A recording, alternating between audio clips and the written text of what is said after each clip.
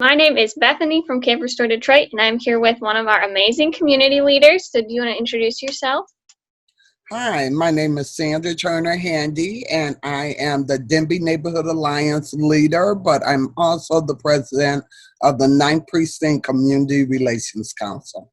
Yes, and the 9th Precinct is the area that Camp Restore really focuses all of our work because that's our direct community.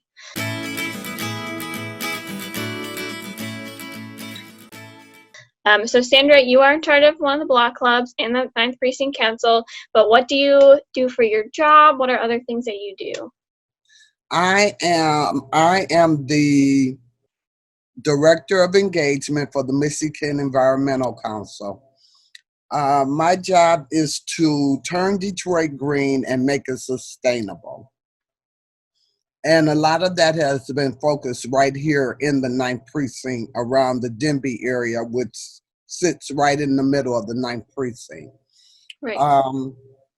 Including green spaces. We have done parks and beautification projects and just something to help raise the quality of life in the community.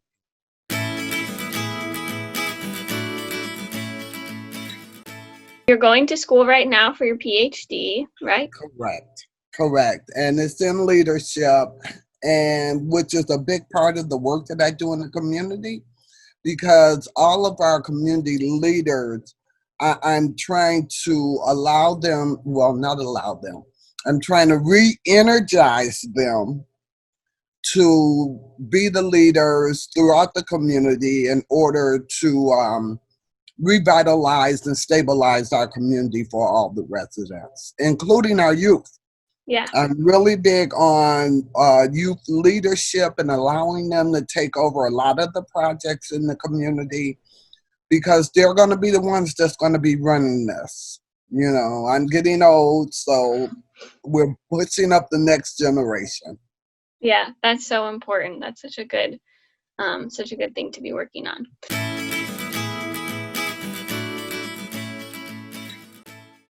So what are some different ways that you've partnered with Camp Restore Detroit so far? Camp Restore has partnered with so many of our different community groups throughout the community. It has been such a vital resource in the work that we're doing.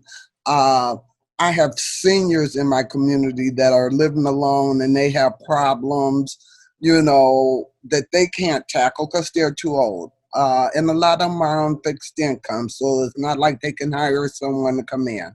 Right. Camp Restore has been a blessing to a lot of our seniors. Personally, they really helped me.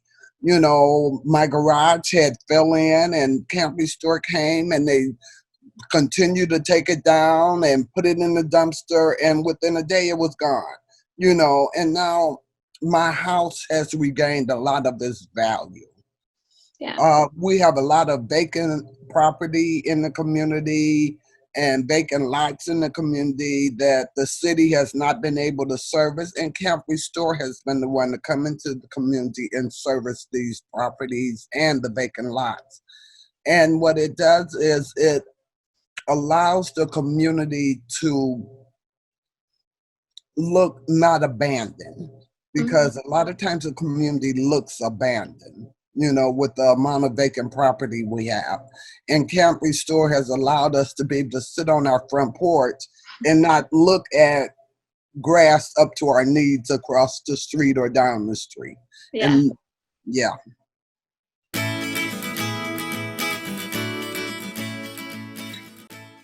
Yeah. So one of the specific things we're talking about for this day of our summer program is asset-based community development and how important that is with our different partnerships and working with the community. So do you have anything to add about that or how you've seen that at work? Well, I see that at work because I consider Camp Restore really a part of the community. It's not some outside entity.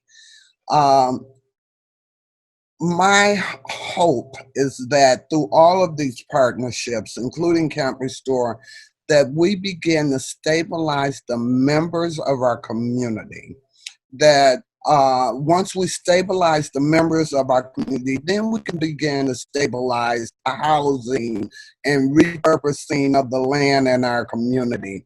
So, trying to create a program where our members, our community members, are learning skilled trades, are learning soft skills.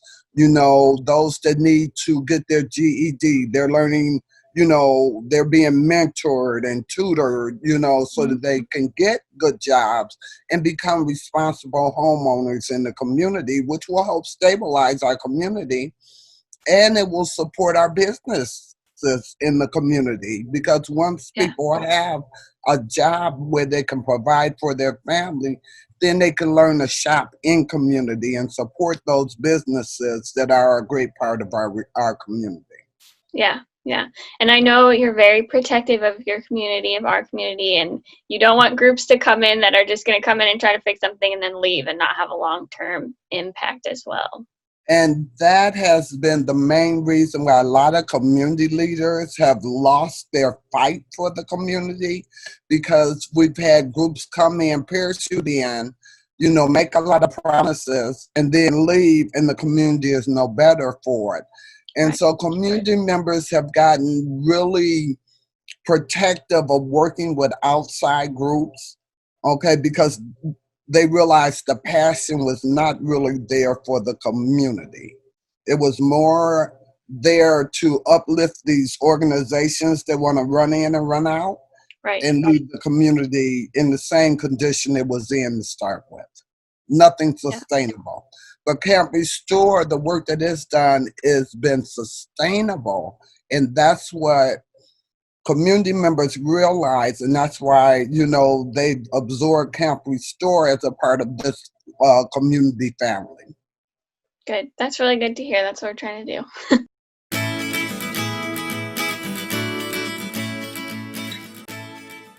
So what is one of your favorite things about Detroit, or more specifically, like our community? The people in this community are so awesome. I've seen them working with very few resources and getting a lot done. Yeah. They are not sitting around waiting on the city to come to our rescue. They are, really working, even if it's just, they clean the curbs, they clean vacant houses next to their houses, cutting the grass and trying to make their block look good. And if we have that on every block, it becomes community wide. Hmm. And Camp Restore has been able to take volunteers to these blocks and help these residents, to do this work and provide the tools and stuff that they need. And that's important because, as I said, a lot of our leaders are working with very few resources, and a lot of time it's coming out of their pockets. And Hmm. they may not have the lawnmower to do the vacant lot. They may not have the shovels and rakes that they need or the manpower. Right. And that's what Camp Restore has been able to provide for the community. And that's very, very important. Good. Yeah.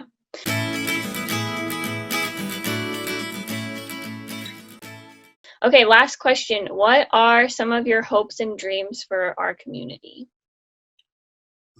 My hope and dream is that we stabilize our community members, therefore stabilizing our community and allowing our community to be a beacon of hope, where people driving through the community, we have beautiful homes in the community. That's the Yeah. first thing. Hmm. But the problem is, no one is going to turn down those side streets and see those beautiful homes and see the possibilities if things don't look good on the main streets. Right. So my hope is that we're able to beautify our community and stabilize it to a point where others want to move into the housing that's available in our community. Yeah. And that's my hope, is that we restore, as in Camp Restore, we restore our community, and it may not look like it used to look, but it will provide a very high quality of life for those residents living here. Yeah.